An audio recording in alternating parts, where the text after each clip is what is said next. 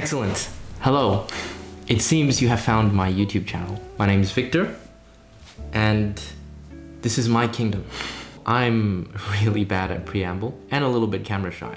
So until I get more used to this format, why don't we just jump right to it? I'm making this video as a bit of a channel introduction, just to tell you a little bit about myself, what kind of character I am, and what you can expect to see on this channel. Spoilers, it's probably philosophy related. If you can't tell from this excellent Uniqlo turtleneck that I'm rocking, I am a philosopher and a musician. Those are my two passions, philosophy and music. This is just an introduction about who I am. And as with all introductions, it's going to be a little bit blasé. Is that how you say it? Blasé? Blasé? Boring?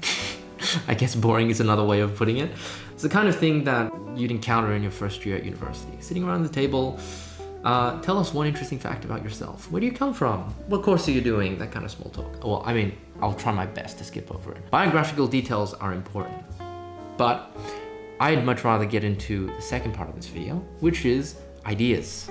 Given that I'm a philosopher, or at least I like to think so, ideas are what I am all about. They're my jam. Biographical details first, and then I'll give you 5 beliefs that I hold and I think might be interesting for you to listen to. Biographical details. My name is Victor.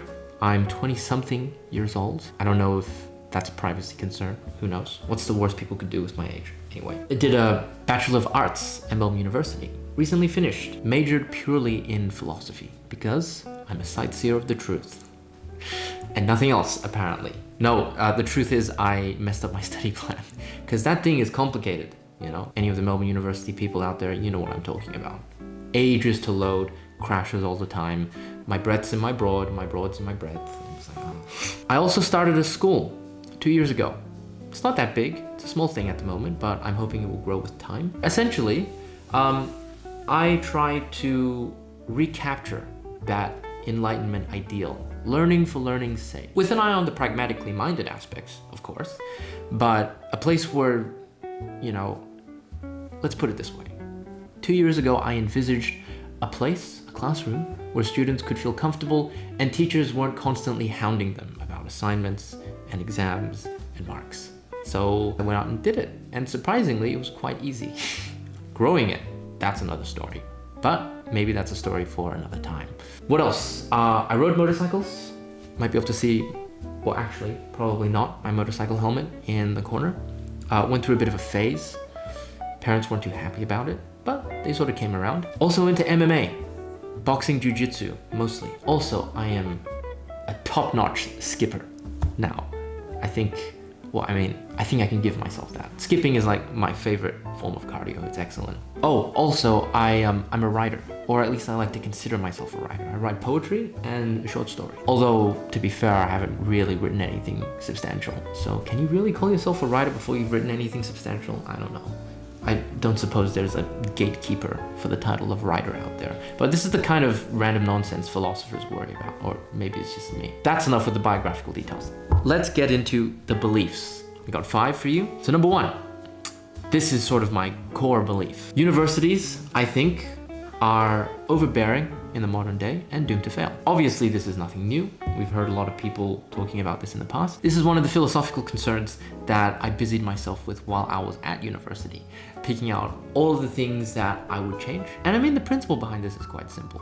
In a world where knowledge is freely available through technological solutions, centralized institutions of learning will eventually give way to lighter, less expensive, decentralized institutions. We see this with boot camps, so on and so forth. I'll make a video about it later on. I'll make several videos about it later on. This is kind of my shtick. Point number 2, and this comes from Confucius, that there is something to be learned from anyone, right? Exercise of humility. I think it's important that we don't dismiss people based on the biographical details of who they are, where they come from, what they've done, and really concern ourselves more with what they have to say. Because as far as I'm concerned, all interactions with other people are opportunities for growth. If you don't like what they're saying, you don't have to take it on board. But if you do take something on board, power to you. This segues into my 3rd belief, which is that all writing is altruistic. A lot of the authors that I read, they're dead. It doesn't matter if I agree or disagree with what the author has to say. the point is, I need the author a lot more than the author needs me. Again, as with learning from anyone, if I have something to gain, then power to me. If I don't resonate, then I don't have to take anything from it. In this sense, I feel that whoever writes for others.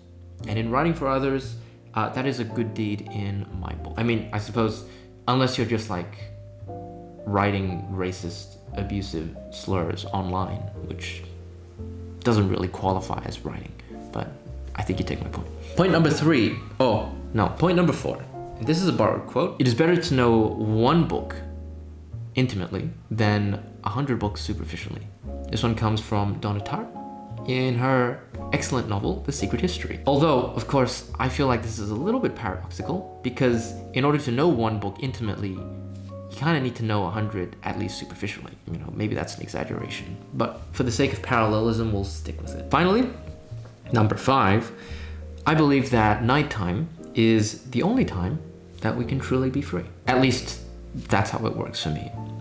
Often I find that it's only in doing the things that I'm expressly told not to do that I can be 100% sure I'm acting of my own volition. Bit of a contrarian philosophy. All of my friends know I'm a bit of a contrarian. Being a philosopher, you kind of have to, right? I mean, controversy is where all the juice is at. Blithe, agreeable conversations are almost invariably quite boring. Okay, here's a bonus one for you, because I just realized all the other ones are a bit stiff-collared and serious. Bronte over Austen. Don't lynch me for this. This is definitely not a hill that I'm prepared to die on, but I'm just saying, dying from a broken heart over falling off some seawall any day of the week. For me, at least. Let me know in the comments below, which one do you like better? So the plan is to upload twice a week, once on Saturdays or Sundays, I don't know, whenever I can get this up. And that'll primarily be talking about the philosophy of education, if that's a topic that you're interested in. On Wednesdays or Thursdays, again, whenever I can get this up, I will be talking more about myself and some of my own philosophies. Also, we'll talk literature. And before I go, a little segment that I want to make into a tradition. Also, to motivate myself to read and hold myself accountable for actually finishing some of the books that I start. What am I reading this week? Well, this week I am reading The Secret History by Donna Tartt. Surprise, surprise. Excellent book. Really kind of catches on to the whole dark academia vibe that's going on at the moment. The writing is just phenomenal, right? It's one of the best written novels that I have probably ever read. The details are meticulous. Donna Tartt spent 8 years writing it, and it really shows. So if you're into that kind of thing, give this one a go. The other book that I'm reading is this old classic, The Communist Manifesto.